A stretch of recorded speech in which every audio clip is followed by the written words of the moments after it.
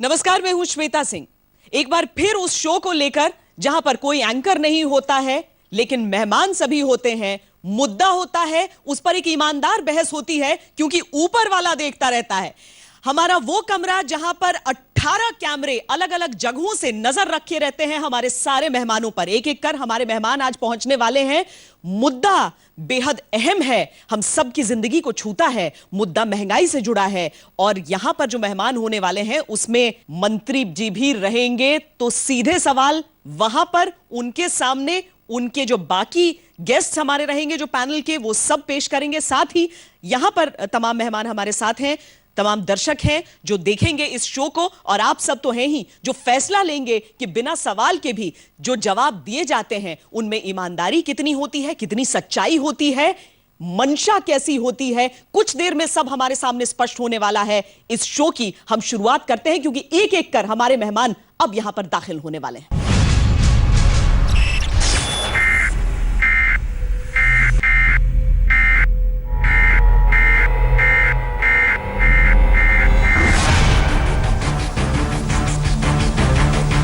ऊपर वाला देख रहा है टीवी इतिहास का सबसे अनोखा और अलबेला शो है।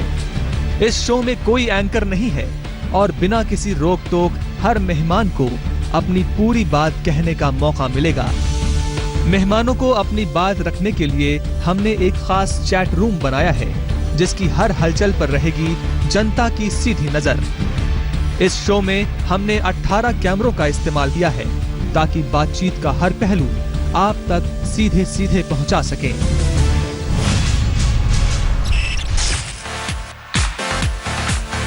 हमारे आज के मेहमान हैं मणिशंकर अय्यर, पूर्व केंद्रीय मंत्री, नेता कांग्रेस; गौरव भाटिया, प्रवक्ता, समाजवादी पार्टी;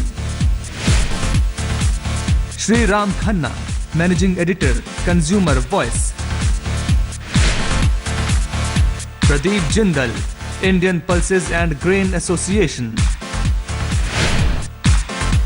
जयंत सिन्हा, वित्त राज्य मंत्री; श्वेता पुंज, associate editor, India today magazine.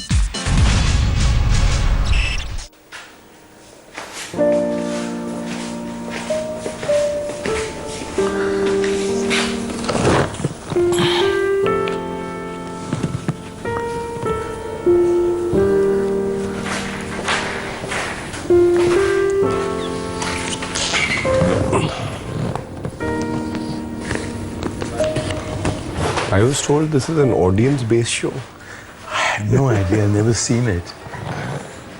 But sir, it's good to be on Hindi news channels because they give you wider Much TRPs than the English news channels.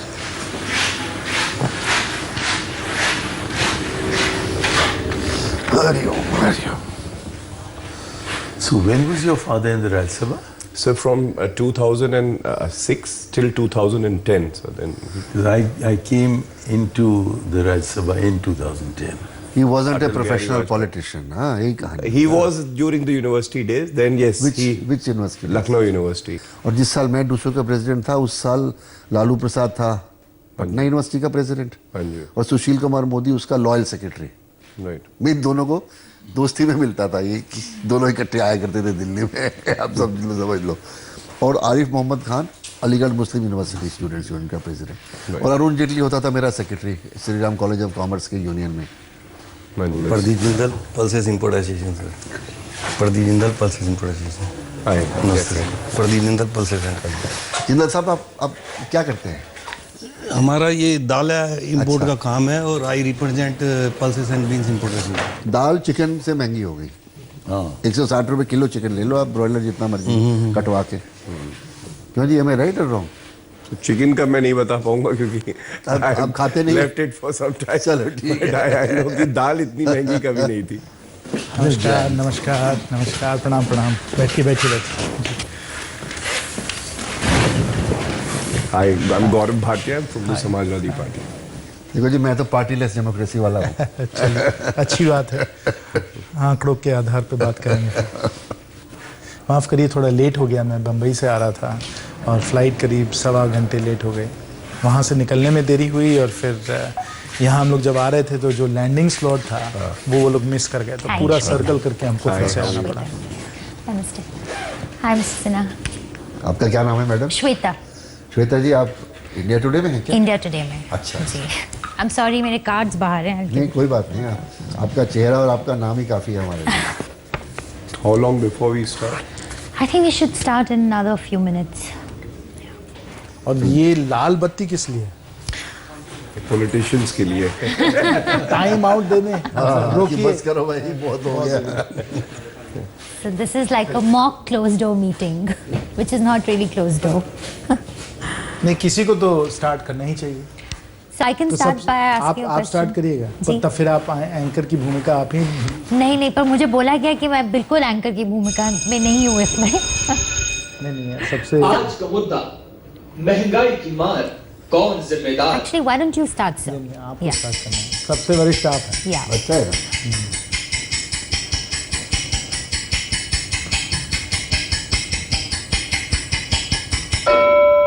चर्चा शुरू की जाए। नीतीश कुमार जी का कहना मुझे बिल्कुल सही लगता है कि जहाँ की प्रतिज्ञा थी कि अच्छे दिन आएंगे, अब तो हम सब चाहते हैं कि पुराने दिन वापस आएं, क्योंकि ये जो महंगाई की मार है ये पहले हमें कभी और ख़ास तौर पर एक दाल जैसे पदार्थ पर देखा ही नहीं है। हाँ, बताया जाता था कि 1998 में प्याज के दाम के कारण सुषमा स्वराज जो तब दिल्ली की मुख्यमंत्री थी वो हारे, लेकिन दाल का सवाल तो ऐसा कभी पहले उठा नहीं है। हालांकि कोई 43% जो भारतीय हैं वो शाकाहारी हैं और उनका प्रोटीन का रास्ता बस यही है दाल का। बताया जाता है वैज्ञानिकों की तरफ से कि 100 ग्राम जो दाल का होता है उसमें तकरीबन 32 ग्राम प्रोटीन्स का होता है। तो यदि आप मांस न खाएं, मच्छी न खाएं, चिकन न खाएं, तो तब सिवाय दूध या दही एक तरफ एक ही रास्ता है, वो है दाल। और ये दाल की महंगाई जो इतनी बढ़ गई है, मेरे तो समझ में नहीं आता है कि आप लोगों ने क्यों नहीं समझ लिया था इस साल के बिल्कुल शुरुआत में कि ऐसा होने वाला है। अगर आप पुराने दिन की बातें कर रहे हैं तो मुझे तो लगता नहीं है कि देश की जनता पुराने दिन चाहती होगी। आपके पुराने दिन में महंगाई जो थी वो चरम सीमा पे थी, 10% बढ़ती रही। हम लोगों के ज़माने में महंगाई जो है बिल्कुल कम आ गई है, चाहे वो अटल जी की सरकार की आप बात कहें जब महंगाई 4-5% बढ़ रही। साल के मुकाबले में दाल का दाम और दुगुना है। इस बात नहीं, आप देखिए, अगर आप थाली देखें तो थाली में एक कटोरी दाल की है, थाली में और भी बहुत सारी चीज़ें होती हैं। और अगर आप घर के खर्चे देखें उसमें भी बहुत सारी चीज़ें होते हैं। घर के खर्चे में कई सारी चीज़ें जो कम हो गई हैं, और इस कारण, और जो आर्थिक विशेषज्ञ हैं जो टेक्निकल टर्म इन्फ्लेशन का प्रयोग करते हैं, वो तो आपको मानना पड़ेगा, आप आंकड़ों को बहुत अच्छी तरीके से समझते हैं, आप लोग सब लोग समझते हैं कि जो आपके ज़माने में पुराने दिन थे वहाँ इन्फ्लेशन जो थी, महंगाई थी, वो 10% बढ़ रही थी। हमारे ज़माने में एक साल में ही हम लोगों ने इस पर नियंत्रण लाकर हम लोग 4-5% पे हम लोगों ने कर दिया है। सही बात है, दाल में भाव जो है बढ़ गए हैं। की बात कर रहे हैं। हाँ, तो आप कर रहे हैं, पर हमें सिर्फ एक कटोरी को नहीं देखना है, हमें थाली को देखना है। But Mr. Sinha, कोई स्ट्रैटेजी है कि दाल की जो, बिकॉज दाल इज स्टेपल। बिल्कुल, मैं बिल्कुल मानता हूं कि दाल के भाव कम होने चाहिए। हम लोगों ने उनको कम करवा भी दिया। देखिए, अगर हमें इस पदार्थ पे अगर हमें नियंत्रण लाना है तो शॉर्ट टर्म में हमें कई सारी चीज़ें करनी है और लॉन्ग टर्म में कई सारी चीज़ें करनी है। पहले मैं आपको एक चीज़ समझाना चाहता हूं कि जो अगर हम लोग दाल को देखें कि दाल का उत्पादन कितना है और उसका प्रयोग कितना है, मतलब सप्लाई डिमांड का क्या बैलेंस है। सप्लाई डिमांड का बैलेंस ये है कि हमारा जो डोमेस्टिक कंजम्पशन है दाल का, वो है करीब 22 मिलियन टन का। 23 मिलियन। 22-23, चलिए 22-23। जो उत्पादन है, घरेलू उत्पादन है, वो सिर्फ 17 से लेकर 19। अच्छा, क्या हुआ आप सब लोगों को मालूम है कि जो अपनी जो इसकी इस साल उत्पादन होना था 19 मिलियन टन के आसपास, हुआ 17 मिलियन टन। 2 मिलियन टन का घाटा हो गया, और इस कारण जो दाम है वो काफ़ी कुछ बढ़ गए। अब आपने कहा कि कोई भविष्यवाणी करके पता लगा सकता था कि भाव कितने बढ़ेंगे, वो नहीं हो सकता। आपने कहा भविष्यवाणी कोई नहीं कर सकता, भविष्यवाणी करने की बात नहीं है। जो शॉर्टेज है ये नोन है कि आपने कहा 22 से 23 मिलियन टन जो है हम लोगों की खपत है और 17 से 19 मिलियन टन आता है। इसी साल के आंकड़े मैं आपको बता रहा हूं 5 मिलियन टन का इंपोर्ट होना चाहिए था, केवल 500,000 हमने इंपोर्ट किया। आपने कहा कि आप इरिगेटेड लैंड जो है एक्वायर नहीं करेंगे, लेकिन जो ऑर्डिनेंस आया चाहे अमेंडमेंट आया एक्ट का, दोनों में विरोधाभास था। आपका मैनिफेस्टो पृष्ठ 28 है जो कहता है हम इरिगेटेड लैंड को एक्वायर नहीं करेंगे। तो सबसे पहले तो जरूरत है कि किसान जो है उनको सारी सहूलियत दी जाए, एक विजन हो, एक पॉलिसी हो जिसके तहत हम लोग उनको सारी सुविधाएं प्राप्त करा पाए। ओलावृत्ति की वजह से ही और हम लोग सब जो आप बात उठा रहे हैं उन सब का हम लोगों ने अच्छी तरीके से जवाब दिया है और मैं अभी भी जवाब दे सकता हूं। जो हम लोग एग्रीकल्चर सेक्टर के लिए कर रहे हैं, मैं कह रहा हूं वो एकदम क्रांतिकारी हम लोग मेजर्स ला रहे हैं। पहली बात तो ये है कि कृषि सिंचाई योजना, और ये मत भूलिए कि अगर आज के समय ग्रामीण क्षेत्र में विकास हुआ है तो उसके लिए कई लोग कहते हैं कि सबसे ज़्यादा उसका सहयोग कहाँ से आया है, वो तो ग्राम सड़क योजना से आया है। और जो प्रधानमंत्री ग्राम सड़क योजना थी वो अटल जी की सरकार लाई, इसलिए हम लोग मेरी बात कम हुआ एग्रीकल्चरल प्रोडक्शन आपके ही एक एग्रीकल्चरल प्रोडक्शन सिर्फ दाल की बात नहीं है, मैं बाकी चीजों के लिए वही मैं समझा रहा हूं कि चाहे वो अटल जी की सरकार हो या मोदी जी की सरकार हो, कृषि के लिए हम लोग भरपूर तरीके से हम लोग काम कर रहे हैं। भरपूर है तो आज की परिस्थिति क्यों है? मिस्टर सिन्हा, आप सिर्फ आप नहीं परिस्थितियां ठीक ठाक हैं। अगर परिस्थितियां बिगड़ी हैं वो सिर्फ इसलिए बिगड़ी हैं क्योंकि पहली बार 30 साल में, जैसे आपने सही कहा कि 86-87 से पहली बार 2 बार मॉनसून हर साल डिफिशिएंट रहा है, इस कारण हुआ। लास्ट 6 महीने से मैं सिर्फ ये देख रहा हूँ, एक तुअर दाल ही एक ऐसी आइटम है जिसको लेकर करके पूरा मीडिया में, पूरा जनता में, सब जगह एक हल्ला मचा हुआ है कि भाई 200 रुपये का दाल हो गया, तुअर दाल का ऐसा हो गया, वैसा हो गया। दाल 17 प्रकार की होती है हमारे यहाँ, एक सिर्फ तुअर दाल ही नहीं होती है। उसके अलावा हमारी उड़द दाल भी होती है, मूंग दाल भी होती है, लोबिया भी होता है, राजमा भी होता है, मटर भी होती है, मोट भी होती है। और जो प्रोटीन के बारे में मणिशंकर जी कह रहे थे वो और सब दालों से भी मिलता है। एक जरूरी सूचना, हमारा आज का मुद्दा है महंगाई की मार, कौन जिम्मेदार। हम अपने सम्मानित मेहमानों को इस मुद्दे पर कुछ बयान सुनवाना चाहेंगे। पहले 70 रुपए की हुआ करती थी, मोदी जी कहते थे भैया दाम बढ़ गए, अब 200 रुपए की हो गई है। मोदी जी एक शब्द नहीं कहते, हवाई जहाज में जाते अमेरिका चले जाते हैं, इंग्लैंड चले जाते हैं, वहां की दाल खाते हैं। उन्होंने कहा था ना खाऊंगा ना खाने दूंगा। मैंने ये सोचा भी नहीं कि वो दाल की बात कर रहे थे। 200 रुपए तक पहुंचने के बाद भी दाल रुकने का नाम नहीं ले रही है। उससे लगता है कि 272 तक पहुंचने के बाद वो खुद ही सरकार बना लेगी। सरकार तो लग रहा है कि देश को अब एक तरीके से चूसने पे लग गई है, क्योंकि अच्छे दिन तो आने वाले नहीं, तो कितने जल्दी बुरे दिन ला दे देश के लिए। मोदी जी बोलते हैं 40 रुपया किलो कर दूं, 60 रुपया किलो कर दूं, लो 80 रुपया किलो कर दिया। बिहार का लोग पहले भात दाल तरकारी खाता था, अब दाल खाने की जरूरत नहीं पड़ती है, या तो तरकारी के साथ भात खाइए या माड़ भात पर गुजारा करिए।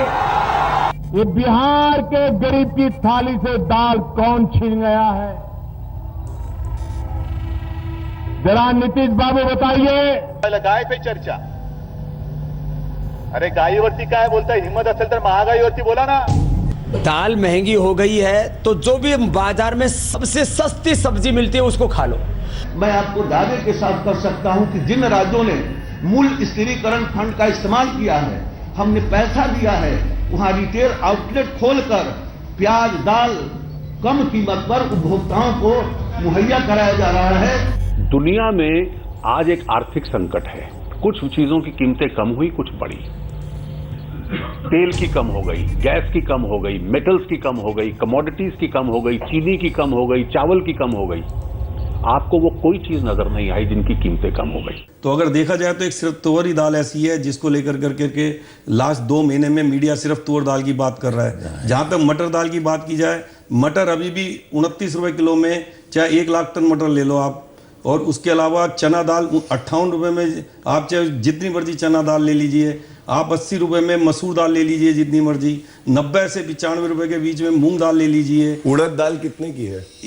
इसका उड़द दाल के बाद जो तुअर के बाद जो थोड़ा बहुत फर्क आया है 200 रुपए की है उड़द। नहीं, उड़द दाल पिछले साल का दाम बताइए और आज का दाम मूंग दाल बताइए। कितने की है? मूंग दाल 90 से और 95 कितना फर्क? 135 रुपए पर किलो है मूंग की दाल। और कितना फर्क आया है पिछले 15 महीनों में, अगर आप जानकार हैं इस मूंग की दाल में कोई ज्यादा फर्क नहीं आया है। नहीं, आप थोक की बात कर रहे हो ना, ये बात कर रहे हैं परचून की। कंज्यूमर थोक में नहीं खरीदता, हम तो वो बनिए की दुकान से 1 किलो खरीदता है, 2 किलो खरीदता है। अच्छा, दाल के अलावा अगर हम ओवरऑल देखें, कंज्यूमर प्राइस इन्फ्लेशन कम हुआ है, अगर डेटा देखा जाए, लेकिन अगर हम बात करें तो milk, you look at your other onions और education, health, inflation is omnipresent. देखिए, एक बात मैं कहना चाहूंगा।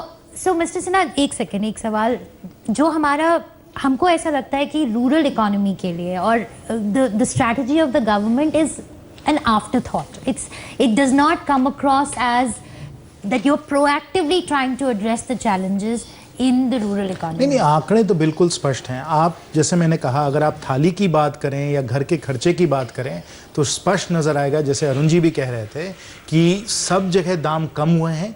एक दो जगह हैं, एक कटोरी में, दाल की कटोरी में दाम बढ़े हैं और सब जो थाली में है उसके दाम कम हुए. नहीं, आप पूरे आंकड़े देख लीजिए ना. महंगाई के मुद्दे में ये सही है कि दाल जो है, और खासकर तूर की दाल, जैसे भाई साहब कह रहे थे कि तूर की दाल और दूसरी दाल जो है उड़द की दाल जो बढ़ी है, और सब दाल के भाव भी नहीं बढ़े, तो वहाँ सही है. वहाँ जैसे मैंने कहा कि चाहे वो इंपोर्ट्स हों या एक्सपोर्ट को हम लोगों ने रोक दिया है. फेयर प्राइस शॉप में हम लोग 120 रुपए का हम लोग दे रहे हैं. जैसे राधा मोहन सिंह जी ने बताया, हम लोगों ने स्टेट्स को हम लोगों ने सप्लाई दे दिया है जिसमें कि वो लोग फेयर प्राइस शॉप से उसको बेचें. तो शॉर्ट टर्म में जितनी चीज़ें आदमी कर सकता है इसको रोकने के लिए, इस पर नियंत्रण लाने के लिए सरकार सतर्क है, सतर्क कर रही है.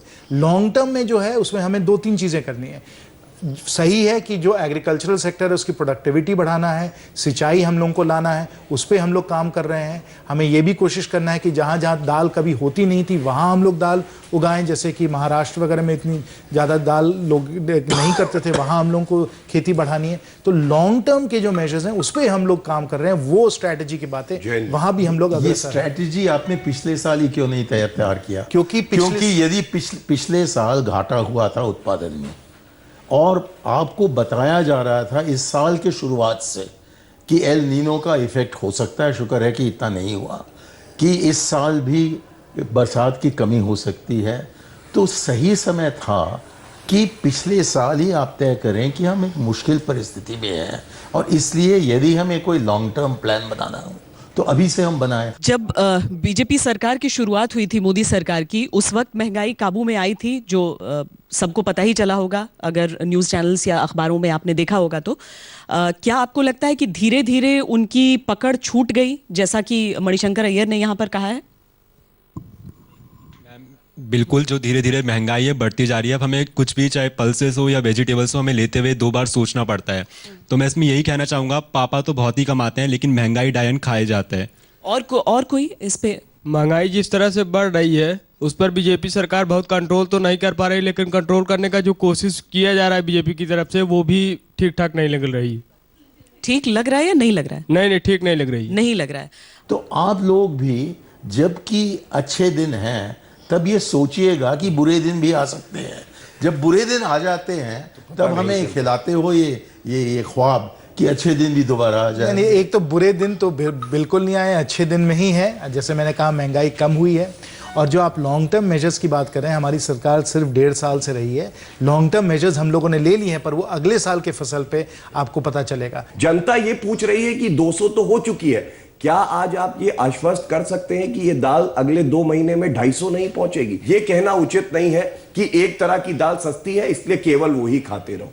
भाई, सब तरह की दाल जैसे आपने पूछा कि हम आश्वासन दे सकते हैं कि नहीं कि 150 120 पे दाल मिल सकती है कि नहीं. मैं आपको बिल्कुल आश्वासन दे रहा हूं, क्योंकि आज के समय ही 120 रुपए में आपको दाल मिल सकती है. तूर की दाल मिल सकती है. अरे आप आइए मेरे, चलिए आइए केंद्रीय भंडार चलते हैं. आइए मैं आपके साथ चलता हूँ, केंद्रीय भंडार चलता हूँ. मैं आपको 120 रुपए जितनी आपको दाल चाहिए. केंद्रीय भंडार स्टॉक नहीं. और जो आप स्टॉकिंग की जो बात कर रहे थे, जो स्टॉकिंग हो रही थी उसको हम लोगों ने रिलीज करवाया है, हम लोगों ने रेड करवाए हैं। जो 75 बिहार के इलेक्शन आ गए तो आपने रेड कराया। 75,000 टन ये रेड एक साल पहले क्यों नहीं हुई? मैं ये प्रश्न पूछना चाहता हूँ। एक साल पहले कहाँ दाम बढ़ा? नहीं, प्याज का बढ़ रखा था, आपने कोई रेड भी हम लोगों ने होल्डिंग हो रही थी। देखिए, मुझे अच्छी तरह से याद है जब प्याज के भाव जब थोड़े बहुत बढ़े थे पिछले साल, जो इस बार भी हम लोगों ने एकदम सख्त जो कदम होने चाहिए हम लोगों ने तब भी लिए थे, निर्णायक कदम लिए थे, और प्याज के जो भाव थे जो 2-3 हफ्ते ज्यादा बढ़ गए थे वो कम हो गए। उसी प्रकार से दाल के भाव जो हैं कुछ दिनों के लिए ज्यादा बढ़ गए हैं, अब फिर कम हो जाएंगे क्योंकि हम लोगों ने इतने निर्णायक कदम लिए। आप शुरू से आप क्यों इस पर ध्यान नहीं दे रहे थे, जबकि सबको पता था कि ये साल मुश्किल साल होने वाला है, और खास तौर पर इसका असर उन पदार्थों पर होगा जहां की सिंचाई नहीं होती है, और दाल एक ऐसा पदार्थ है तो ज्यादातर गैर सिंचाई जगहों में ही उसका उत्पादन होता है। इसका जवाब सब आप पहले ही सोच देखिए, इसका जवाब तो जैसे भाई साहब कह रहे थे कि सिर्फ एक दाल नहीं होती है, बहुत दाल होती है। अरे हमने बता दिया है कि कम से कम कौन सी दाल आप भविष्यवाणी कर सकते हैं, कह सकते हैं इस दाल का भाव बढ़ेगा, वो करना बड़ा मुश्किल है। जब होने लग जाता है तब आदमी एक्शन लेता है। हम लोगों ने एक्शन लिया है। हमने आपको 3 दाल का जिक्र कर दिया है। 3 क्या? हमने तूर और उड़द है। तूर हमारे पास और मसूर आंकड़े मेरे पास भी हैं, सरकारी आंकड़े मेरे पास भी हैं, मैं भी देख रहा हूँ। मुझे तूर और अरहरी दाल जो ऐसे हैं जिनकी उड़द छिलका 140 रुपए, उड़द साबुत 140 रुपए, उड़द और तूर सिर्फ, और अरहर का आपको बता ही दिया है। और अगर ये कम नहीं, ये दो है तो जैसे किसकी जिम्मेवारी है? नहीं, जिम्मेवारी सरकार की है। हम लोग पूरी जिम्मेवारी निभाते हैं, जवाबदेही हम लोग हैं। जिस प्रकार हम लोगों ने प्याज पे पिछले साल हम लोगों ने नियंत्रण हम लोगों ने लगा दिया था, काबू लगा दिया था, उसी प्रकार से दाल पे भी हम लोग कर रहे हैं। 120 रुपए पे दाल आ गई है। किसी को अगर 120 रुपए की दाल चाहिए तो जैसे हम लोगों ने बताया केंद्रीय भंडार में वो आपको जाके जब आप दिखा देंगे आपको। और सब जो राज्य की सरकार है जो हम लोगों के साथ काम कर रहे हैं, प्राइस स्टेबलाइजेशन फंड का प्रयोग कर रहे हैं, वो लोग 120 रुपए का बेच। अगर भविष्यवाणी होती और कह सकता आदमी कि सिर्फ ये दाल का भाव बढ़ेगा, तब आदमी उस समय शॉर्ट टर्म मेजर्स ले सकता था। जब तक हम लोग जून जुलाई अगस्त में नहीं पहुंचे तो इन जो पल्सेस हैं इनमें से कौन सा इतना बढ़ जाएगा ये कहना जब तक होगा नहीं तब तक बड़ा मुश्किल होता है। एक हमारा जैसे यूरोप में होता है, ये 14 पदार्थ हैं, इन 14 में से किसका दाम बढ़ेगा वो फरवरी में हम कैसे पता लगा सकते हैं?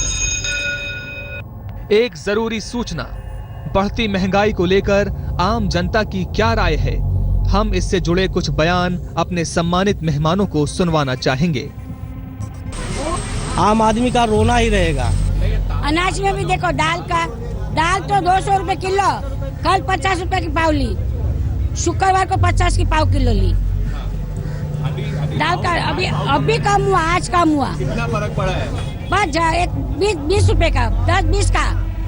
वही चीजें जो हम बहुत ज्यादा क्वांटिटी में लाया करते थे, 4-4 किलो 5-5 किलो, अब वो सिमट करके 2 किलो 1.5 किलो। 80 रुपए वाली दाल थी वो 200 हो गई है। हर इंसान सोचता है कि 200 रुपए में 2 बार पक जाती है 1 किलो दाल, ज्यादा तो नहीं होती। हर इंसान, महंगाई तो हो ही रही। अजी दाल मांग रहे रिश्वत में, ये कह रहे 5 किलो दाल लेके आओ और 5 किलो उड़द की दाल, 5 किलो उड़द की दाल लेके आओ।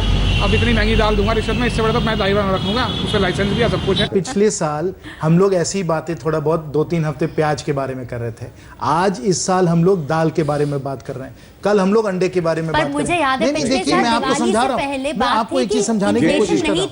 नहीं, हर बात कोई ना कोई पदार्थ जो है जिसका दाम बढ़ जाएगा, क्योंकि हर पदार्थ में कोई ना कोई यूनिक फैक्टर्स आ जाते हैं।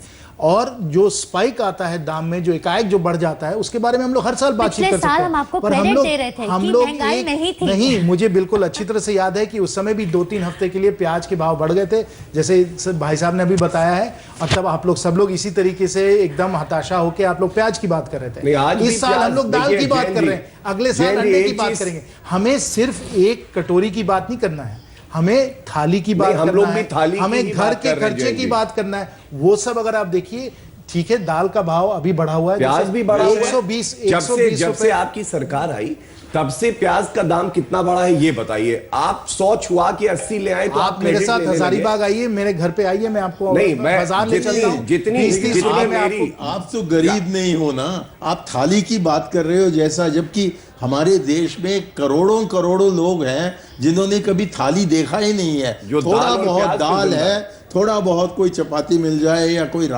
चावल मिल जाए, इसमें सबसे अहम चीज जो है स्वास्थ्य के लिहाज से वो है दाल। जो बाकी चीजें जिन दामों पे हैं वहाँ क्राइसिस नहीं है, वो आपके पॉलिसी के कारण नहीं है, वो नेचुरल मार्केट फोर्सेस के कारण वहाँ इन्फ्लेमेशन नहीं हुआ, वहाँ शॉर्टेज नहीं हुई, वहाँ स्पाइक नहीं हुए प्राइसेस, इसलिए वो हैं। आपका काम है एज गवर्नमेंट कि जहाँ पर क्राइसिस आने वाला है उसको एंटीसिपेट करिए और प्रोएक्टिव पॉलिसी बना के उसकी तैयारी करिए, शॉर्ट टर्म और लॉन्ग टर्म। आप ये देख रहे हैं कि जहाँ आग लगी तो आप कुआं खोदना शुरू करके और तेल डालिए पानी। जिस चीज़ की सप्लाई कम है, वर्ल्ड वाइज सप्लाई कम है, तो मैं भी अपने देशवासियों से अपील करना चाहूँगा, जैसे यूरोप में होता है, जापान में होता है, वो कम 15 से 20 दिन मैक्सिमम 1 महीने तक एक सिर्फ तूर दाल उड़द दाल अगर वो नहीं खाएं तो उससे डिमांड बहुत कम हो जाएगी। जो ब्लैक मार्केटिंग हो रही है, जो होर्डर्स है, उसको सही करना सरकार की जिम्मेदारी है। एक तो ये और प्रोडक्शन बनाना भी आप, सरकार अगर किसानों को सारी सहूलियतें देगी तो प्रोडक्शन बढ़ेगा। ये कह देना जनता, आज आप कह रहे दाल मत खाइए, कल आप कहेंगे रोटी भी मत खाइए, सिर्फ पानी पी के जिंदा रहिए। जो 17 प्रकार की दालें हैं, अगर उसमें से एक दाल अगर छोड़ भी दी देश के लिए सैक्रिफाइस साउथ इंडिया में तूर दाल ही बेसिक दाल बिल्कुल दाल है और ये चीज आपको समझनी होगी।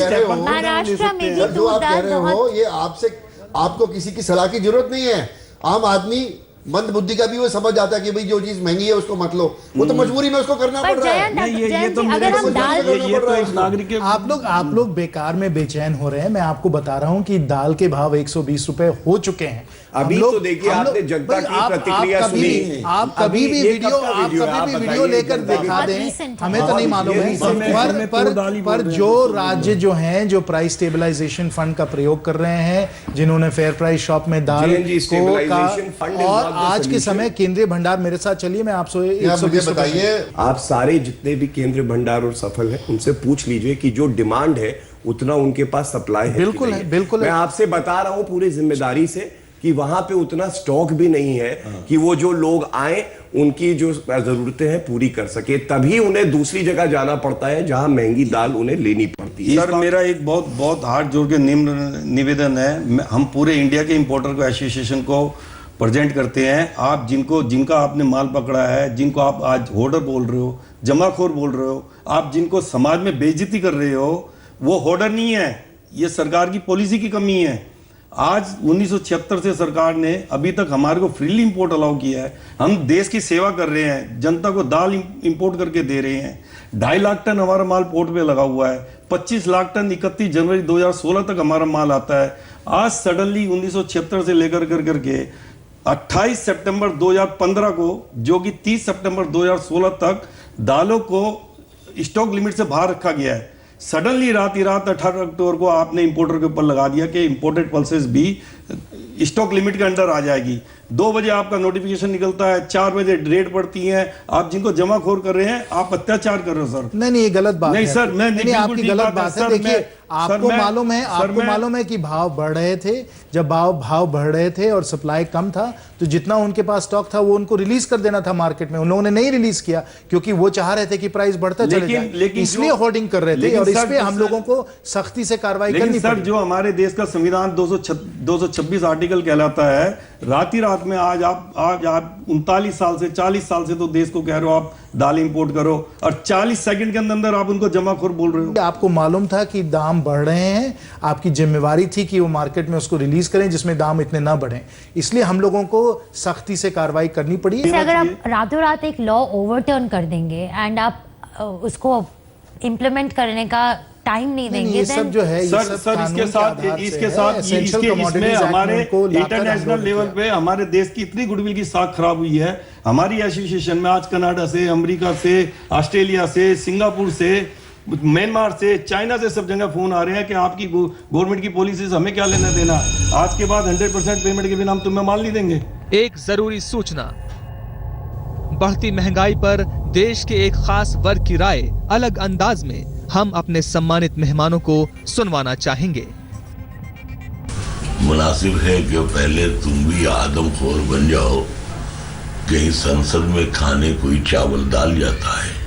तो महाकवि दिनकर जो कांग्रेस से राज्यसभा के सांसद थे, उन्होंने भी ये लिख दिया था कि स्वानों को मिलता दूध वस्त्र भूखे बालक चिल्लाते हैं, माँ की छाती से चिपक ठिठुर जाड़े की रात बिताते हैं, युवती के लज्जा वसन बेच जब ब्याज चुकाए जाते हैं, मालिक तब तेल फुलेलों पर पानी सा द्रव्य बहाते हैं, पापी महलों का अहंकार तब देता मुझको आमंत्रण।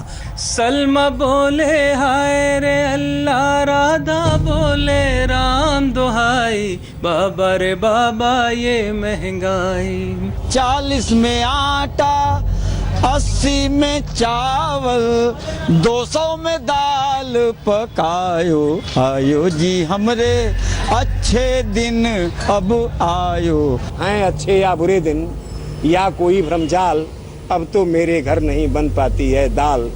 राजनीति का खेल है, बजा रहे हो गाल, फिर भी कोई कर न सकेगा तेरा बांका बाल। सेठ और कंगाल बराबर, अच्छे दिन की चाल बराबर, महंगाई ने कर डाली है घर की मुर्गी दाल। बदले हुए से वक्त का कमाल देखिए, अच्छे दिनों का ऐसा बुरा हाल देखिए, परमिट हुआ है जारी यहाँ प्याज के लिए, है वो अमीर जिसके घर में दाल देखी। मैं बहुत सम्मान करता हूं जैन जी का, मैंने इनकी चर्चाएं भी देखी हैं कि आपकी अगले 3 महीने की पॉलिसी क्या है। आज आपने कहा कि ठीक है दाल हम ले आएंगे फिर से 150 पे, लेकिन दूसरी दाल बढ़ जाएगी, तब आप कहेंगे अब 6 महीने और दीजिए। तो ये जो पूरी फूड बास्केट है इसको ठीक करके क्या पॉलिसी है, फार्मर्स के लिए क्या पॉलिसी है, फूड कॉर्पोरेशन ऑफ इंडिया की स्टोरेज पॉलिसी क्या है, नाफेड की क्या है। मैं आपको सब समझाता हूँ, आप अच्छे बात उठा रहे हैं, सही बात आप लोग उठा रहे हैं। मैं आपको समझाता हूँ कि हमारी इसके लिए क्या स्ट्रैटेजी है, क्या नीतियां हम लोगों ने कहा है, और वो शॉर्ट टर्म में हमें देखना है और हमें लॉन्ग टर्म में देखना है। देखिए ऐसा होता है कि जैसे आप ही ने उठाया कि एक फूड का एक बास्केट होता है, हर साल क्योंकि वेदर कंडीशंस बदल जाते हैं, ओलावृष्टि होती है, यूनिक फैक्टर्स होते हैं, तो जैसे मैंने कहा था कि थाली में कई सारी पदार्थ होती हैं, किसी का दाम कभी बढ़ जाता है, किसी का दाम कभी और बढ़ जाता है। इसको प्रिडिक्ट करना, भविष्यवाणी करना इतना आसान नहीं है। अगर इतना आसान होता तो लोग इस पे पैसे भी बहुत बताते, फ्यूचर्स मार्केट पे इस पे ट्रेड होता, ये होता वो होता। इसको प्रिडिक्ट करना इतना आसान नहीं है। इसलिए जो आदमी शॉर्ट टर्म इमरजेंसी मेजर्स लेता है वो on the basis of actual facts की क्या हो रहा है, ऑन द ग्राउंड हकीकत में ज़मीनी हकीकत क्या है, उसके आधार पे आदमी करता है। वो हम लोगों ने पिछले साल भी किया था प्याज पे। 2-3 हफ्ते में जो प्याज के जो भाव बढ़ गए थे उनको हम लोग कम कर दिए हैं। उसी प्रकार से दाल के भी जो भाव बढ़ गए थे, खासकर 2 जो हम लोग दाल की हम लोग जो जिक्र कर रहे हैं उस पर भी हम लोगों ने नियंत्रण हम लोगों ने कर दिया है, और अब 120 का मिल रहा है। ये हुए शॉर्ट टर्म मेजर्स, चाहे वो एसेंशियल कमोडिटीज़ एक्ट हुआ या जो जमाखोर हैं, होर्डर्स हैं, उनको रोकना या जल्दी से जल्दी इंपोर्ट करना, ये सब आदमी को रिएक्टिव मेजर्स लेना पड़ता है। अब लॉन्ग टर्म की बात है, वहाँ हमें और ध्यान देना है, वहाँ हमें बात करना है कि आपकी जो स्ट्रैटेजी सही है कि नहीं है। हमारे ख्याल से जो हम लोगों की लॉन्ग टर्म स्ट्रैटेजी है वो सही है। मैं बताता हूँ क्यों। पहली बात तो ये है कि हम लोगों को सबसे ज़्यादा महत्व देना है सिंचाई को। अगर सिंचाई हो तो जहां आप एक फसल अगर आप उगा रहे हैं तो आप 3 फसल उगा पाइएगा। तो इसलिए प्रधानमंत्री कृषि सिंचाई योजना में हम लोगों ने 50,000 करोड़ का हम लोगों ने प्रावधान किया है, जिसमें कि हर खेत में हम लोग सिंचाई पहुंचाएं। तो हम लोग सिंचाई पे बहुत ज़बरदस्त ध्यान दे रहे हैं। और अगर हम लोग दाल को भी देखें तो जो आज के समय किसान भाई और बहन हैं जो दाल नहीं उगा सकते हैं क्योंकि उनके खेत में सिंचाई नहीं है, जब सिंचाई आ जाएगी तो वो लोग दाल भी वो लोग उसको उगा पाएंगे। जैन जी आप ही की बात जब तक कि मिनिमम सपोर्ट प्राइसेस। अब दूसरी बात मैंने बस सिंचाई की उसका तुलना जब तक कि आपने नहीं लाया, सिंचाई ये दाल ऐसा पदार्थ है जो कि वहाँ उगता है जहाँ की सिंचाई है नहीं। अब आपको सिंचाई पर इतना निर्भर रहना है तो तब आपको देखना पड़ेगा कि जहाँ की पानी का इस्तेमाल है धान के लिए या गेहूं के लिए, उसको वहाँ इस्तेमाल करने के बजाय वहाँ वो दाल लगाएं। उसके लिए एमएसपी का जो जिक्र आप कर रहे थे, तो मैंने पहली बात की नहीं, आप बिल्कुल सही बात कह रहे हैं कि प्राइसेस जो हैं और उसमें आमदनी सही होनी चाहिए किसानों की, नहीं तो वो उसको उगाएंगे ही नहीं। तो इसलिए पहली बात तो ये कि उनको साधन देना है। साधन में हमें उन्हें सिंचाई देना है, हमें उन्हें फर्टिलाइज़र देना है, हमें सॉइल हेल्थ कार्ड में एनालिसिस करके बता देना है कि आप कौन सा वहाँ फसल कौन सी आप चीज़ को लगा सकते हैं। तो पहले आपकी पॉलिसी में ये सब चीज़ें हैं, ठीक है। एक चीज़ आपकी पॉलिसी में नहीं है, वो मैं जानना चाहता हूँ क्यों नहीं है। वो है कि जब तक आप अपनी कैपेबिलिटी शॉर्टेज फोरकास्टिंग पर नहीं लगाएंगे, कितने एकरेज किस दाल में सो हुआ है, उसके agroclimatic conditions district wise study नहीं करके और फोरकास्ट नहीं करेंगे फसल आने से पहले कि इसमें शॉर्टेज होने वाली है, तब तक आप प्रोएक्टिवली ये सब हम लोग सब कुछ करते हैं। नहीं हम लोगों की माइक्रो सेंसिंग हर खेत तक चली जाती है, सब ये आंकड़े आते हैं। आप मुझे बताइए कि हरियाणा के एक जिले में क्या पोजीशन है, डू यू नो? नहीं, बिल्कुल हम लोग अच्छी तरह से जानते हैं। घर के सब खर्चे बढ़े हुए हैं। अगर आप एजुकेशन देखें, आप हेल्थ केयर देखें, अगर आप पूरे घर के खर्चों की बात करें, अगर सीपीआई हमारा एक लेवल दिखा रहा है, डब्ल्यूपीआई हमारा नेगेटिव में है, लेकिन जो आम आदमी है वो अभी भी सफर कर रहा है क्योंकि इनएफिशिएंसी है सिस्टम में।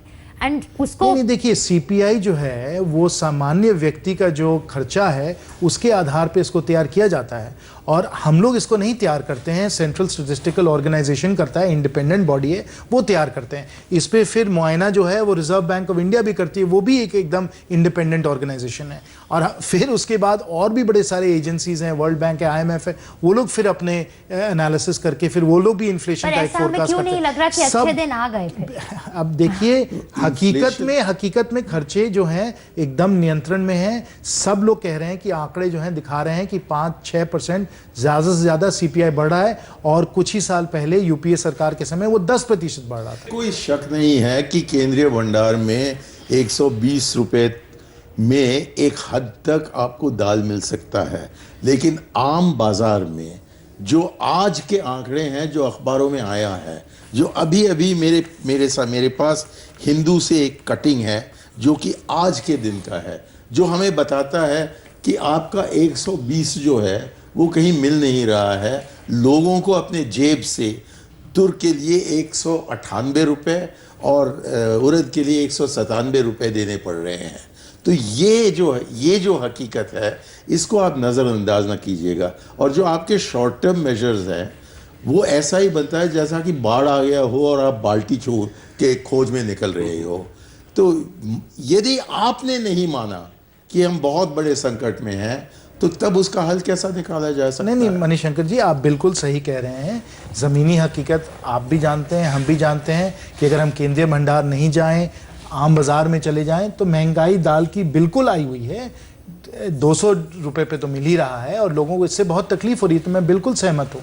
और हम लोग जो कोशिश कर रहे हैं कि जल्द से जल्द आम बाज़ार में भी, सिर्फ केंद्रीय भंडार में भी नहीं, सब जगह लोगों को दाल का भाव कम मिले, और जो लोगों को दिवाली के लिए जो पकवान बनाने हैं ज़रूर बनवाएं। तो ये हमारी कोशिश है। क्योंकि दाल का दाम बढ़ गया है और मांस का दाम उतना नहीं बढ़ा है, तो इसलिए उन्होंने तय किया कि जो कैदियां हैं जेल में उनको मांस खिलाया जाएगा और दाल नहीं खिलाया जाएगा। तब मैं हंसा और मैंने सोचा कि कैसा मुल्क है ये, जहाँ की दाल का दाम आगे है और चिकन का दाम पीछे है। और अब हम उस परिस्थिति में पहुँच गए हैं आज के दिन, जबकि हाँ, यहाँ इस भारतवर्ष में जिस पर कि हमें गर्व है, चिकन का दाम दाल के दाम से कम हो गया है। ये है दिक्कत, और इसको आप सीरियसली लें और कहें कि वाकई एक समस्या है और इसका हल निकालना बहुत ही ज़रूरी है कि हमारी कमी रही है, तो तब हम कह सकते हैं कि हाँ आप कुछ करेंगे। नहीं, आप लेकिन इसको हटाते हुए आप कहें कि बस एक कटोरी में दाल है, बाकी थाली है देखने का, ये नहीं कह तो तब मुझे नहीं लगता है कि उस गंभीरता के साथ। नहीं, मणिशंकर जी आप सही बोल रहे हैं, आप बिल्कुल सही बोल रहे हैं। बड़ी दुख की बात है कि दाल के भाव इतने बड़े हुए हैं।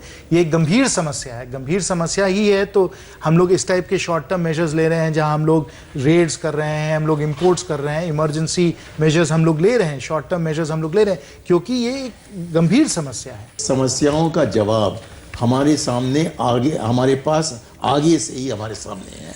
अब इसका इस्तेमाल करना और ध्यान देना कि जयंत सिन्हा जैसे व्यक्ति हमारे कृषि मंत्री बने, और अब उलट पुलट लोगों को ऐसे अहम पोर्टफोलियो न दीजिएगा।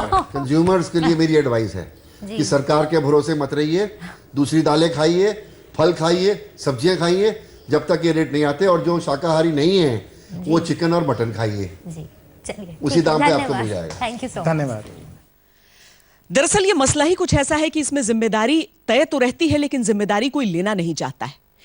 क्या विरासत मिली, किस तरीके से उसे आगे बढ़ाया गया, ये सारी चीजें तब बेमानी हो जाती हैं जब वर्तमान को हम देखते हैं और इस संदर्भ में इस सवाल को समझते हैं। फिलहाल हमारी इस खास पेशकश में इतना ही। देश और दुनिया की बाकी खबरों के लिए आप देखते रहिए आज तक।